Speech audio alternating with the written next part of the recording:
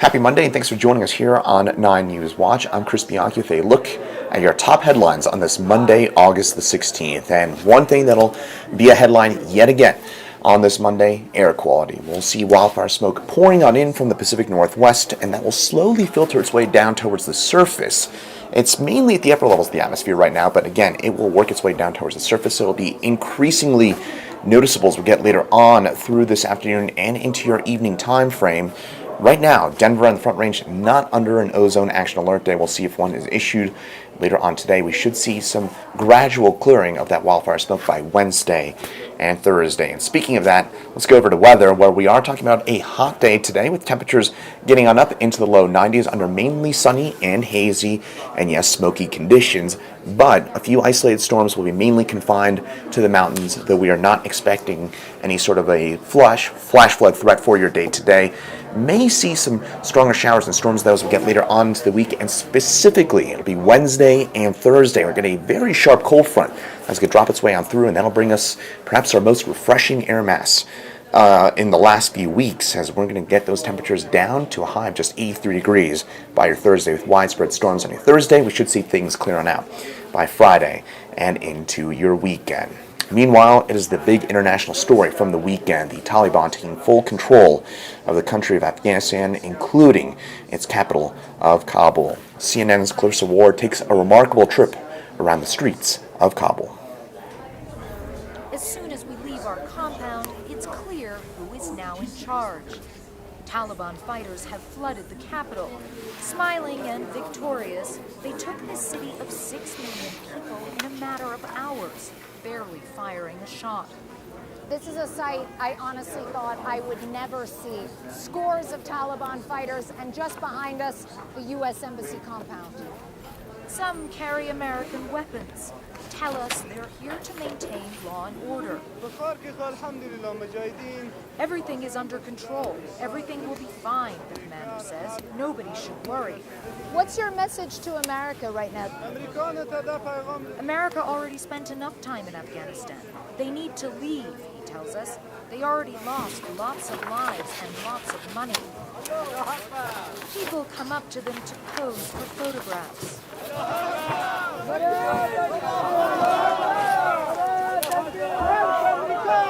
They're just chanting death to America, but they seem friendly at the same time. It's utterly bizarre. At the presidential palace, the Taliban are now guarding the gate. They say they're here to fill the vacuum left when the government fled. But the welcoming spirit only extends so far, and my presence soon creates tension. They just told me to stand to the side because I'm a woman. Outside, ordinary Afghans clamor to talk to us, struggling to process the dizzying speed of Kabul's fall. Actually, I feel nothing right now. We want peace. We are tired of this ongoing war. What does the future look like to you now? You know, I cannot predict even a second right now, and I can't predict even minutes right now. So that's why I don't know what will happen tomorrow and what will happen after.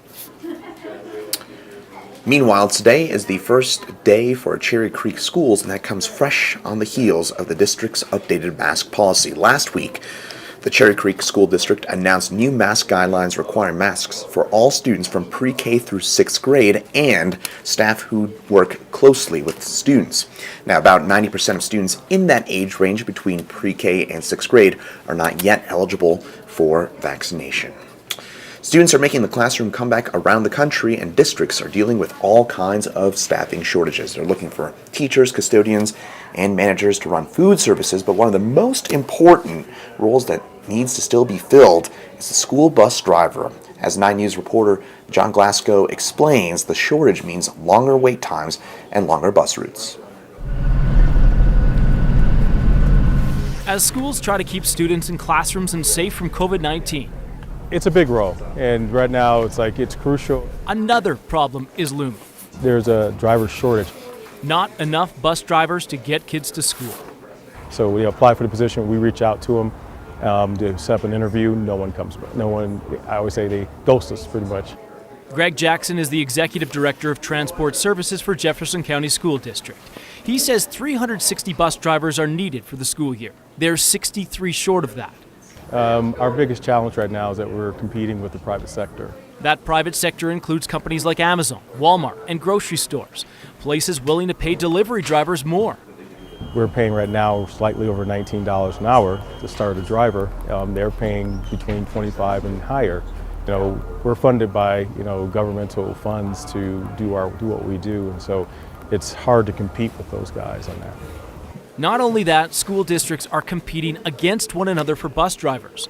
Denver Public Schools needs 35 more drivers to cover its routes. To get more applicants, Jeffco School District is offering incentives such as full-time benefits and training for a commercial driver's license. We have been trying to explore that and just trying to find the factors within our budget to be able to pull monies to not take away from students and the services for our students, but also being able to use it to leverage to bring in drivers.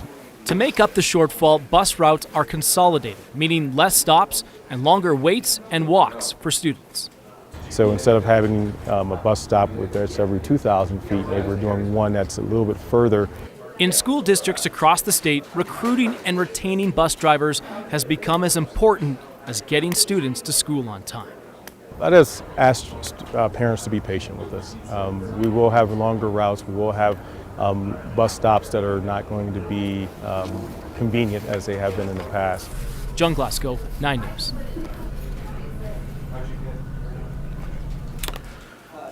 And staying locally, Arvada police are looking for help finding a 16-year-old who went missing on Friday. Rylan Fenley is epileptic and has other medical conditions that require medication. Fenley was last seen getting into a van at 6:45 p.m. on Friday night, and the van and driver were giving her a ride to a bus stop. Fenley is 5'4" and 160 pounds. Arvada asking for anyone with any information on her whereabouts to call 720-898-6900. Again, that's 720-898-6900. Masks in schools are back up for discussion at the Tri-County Health Department. Today, the department will vote on whether or not to implement a mask mandate. And as 9 News reporter Jaleesa Irisari explains, parents in that jurisdiction are split. It almost feels like the calm before the storm. The quiet outside of a Tri-County Health Department building counters the uproar headed its way. I really believe that we need to give the power back to the parents to make those decisions for their kids because they know what's best. For Shemaine Navarro and the more than a dozen parents at Centennial Center Park on Sunday, Monday's Tri-County Health Department meeting couldn't feel more important. The department will reconsider a mask mandate in school districts within Tri-County Health's jurisdiction. The possible policy has Cherry Creek parents like Katie Van Daren frustrated. Absolutely.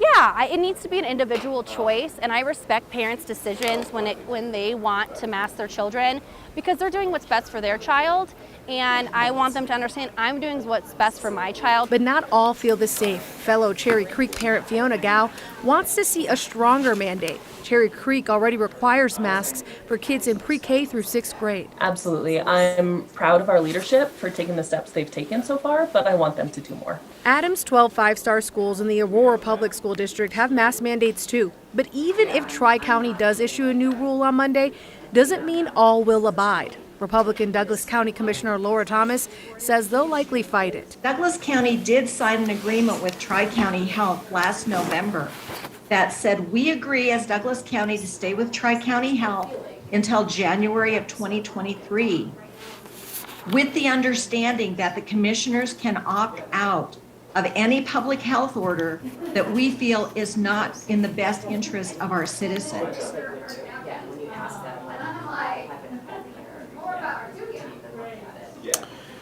Meanwhile, a charity hockey tournament this weekend raised about $30,000 for the families of 2 fallen Colorado law enforcement officers. Fort Collins police officer Adam Brunn has created the Fallen Heroes Memorial Tournament to support Eric Talley, the officer who was killed in the line of duty during the King Soopers shooting in Boulder in March, and Gordon Beasley, the Arvada police officer who was killed in the line of duty in Arvada in June. All of the participants in the weekend hockey tournament were Colorado first responders, and they plan on making it an annual event. Now, to finish things on up, we're going to have a little bit of pun. to start the week. It's National Tele Joke Day. Our team gathered our best jokes for you this morning and put our comedic skills to the test. Take a listen. If I make it on YouTube, I'm gonna be so mad. What do you call a line of rabbits hopping backwards? A receding hairline. This next joke, hold on. I always remember my dear sweet mother saying, if at first you don't succeed, then skydiving probably isn't for you. Oh man, I'm ruining the joke. I got one more. Okay, last one. Why did the duck wear pants? To hide his butt quack. The joke is if I can get this out. What is the best thing about Switzerland? I don't know, but its flag is a big plus. Forrest Gump's email password, you know what it is? It's 1Forrest1. Before we start, I have to ask, do you know how to play 52 pickup? One more? I think I do. You do? How do you play?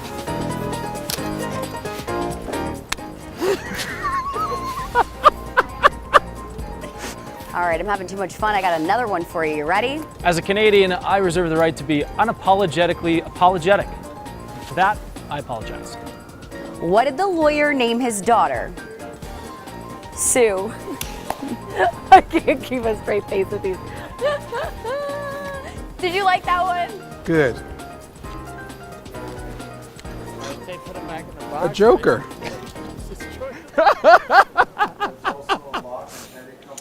And that'll do it for your top headlines here on 9 News Watch on this Monday. Thanks for joining us, and we'll see you right back here tomorrow on Tuesday. For now, have a good rest of your day. I'm Chris Bianchi.